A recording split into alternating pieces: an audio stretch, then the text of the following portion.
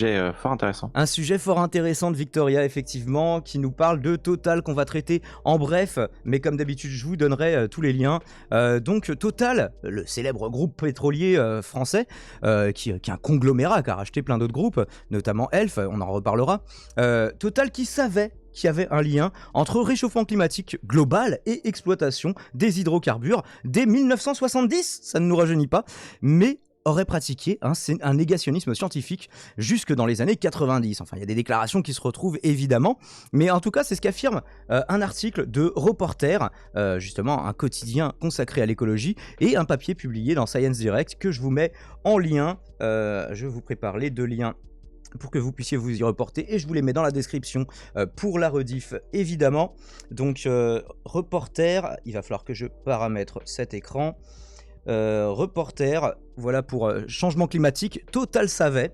Je vous le mets dans le chat. Normalement, Lisandre, tu as tous les liens si tu veux pouvoir Ouais, c'est les bon, j'ai partager. déjà ouvert. Effectivement, l'article de Reporter, je vous en mets le lien. Moi, je m'occupe de mon chat, comme ça t'évite d'avoir à faire ça. Et Early Warnings and Emergency Accountability, les réponses de Total au réchauffement climatique de 71 à 2021, publié dans Science Direct, notamment avec comme co-auteur Christophe Bonneuil.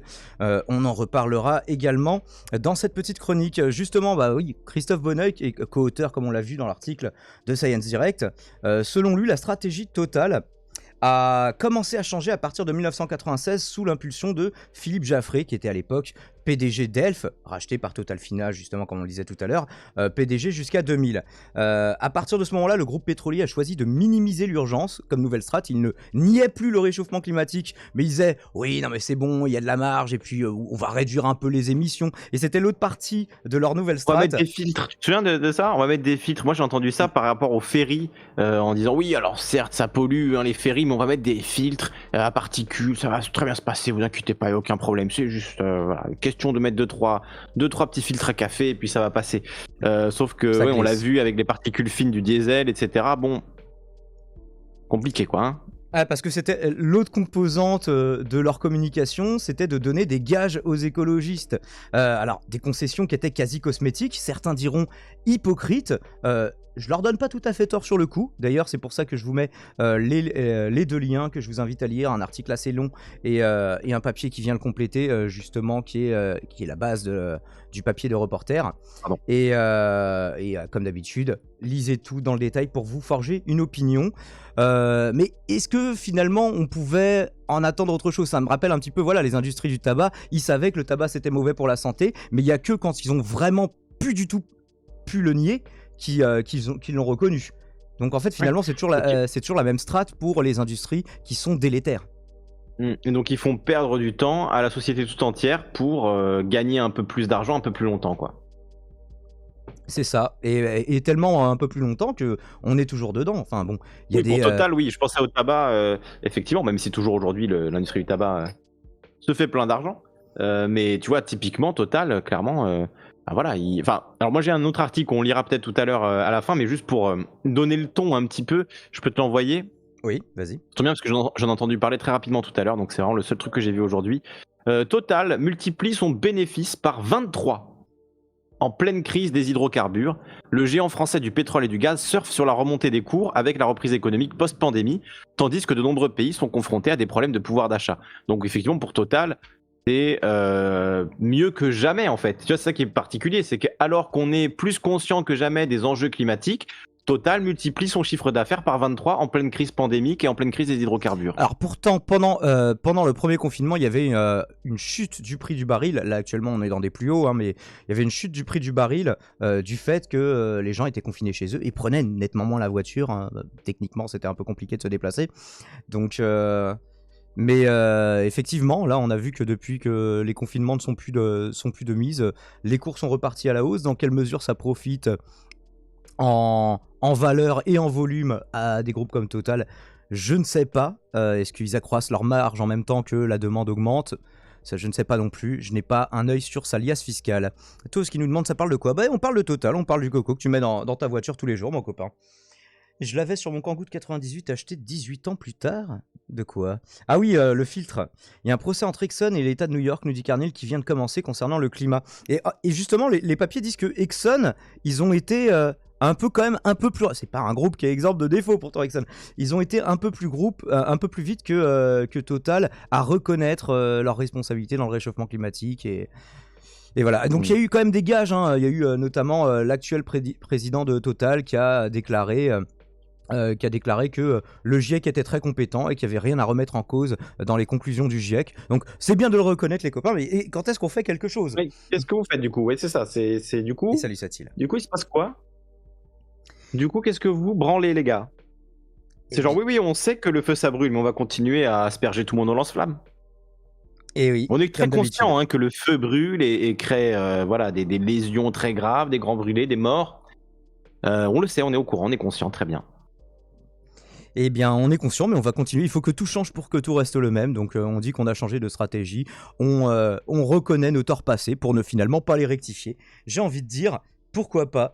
À qui profite le crime? Bah, pas à la planète, pas aux usagers, évidemment, bah, aux personnes qui sont haut placées dans les groupes, à leurs actionnaires, j'imagine, qui normalement ne doivent pas être en dessous du seuil de pauvreté.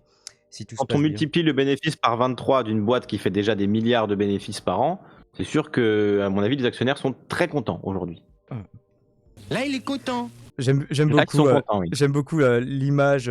C'est qui Sanaga qui a fait sur l'article de L'illustration. reporter à l'illustration. Ouais, on n'a rien vu venir avec des billets de 500 balles dans la gueule. Effectivement, c'est toujours plus dur de voir venir. Et C'est sûr.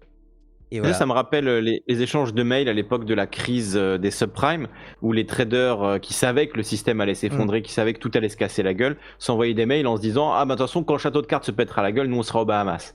Voilà, donc ils avaient parfaitement conscience que tout allait se péter la gueule après eux, mais voilà, c'est après moi le déluge, c'est toujours ça de toute façon. Non mais Total et les groupes similaires auraient très bien pu, dès les années 70, commencer à investir dans d'autres énergies.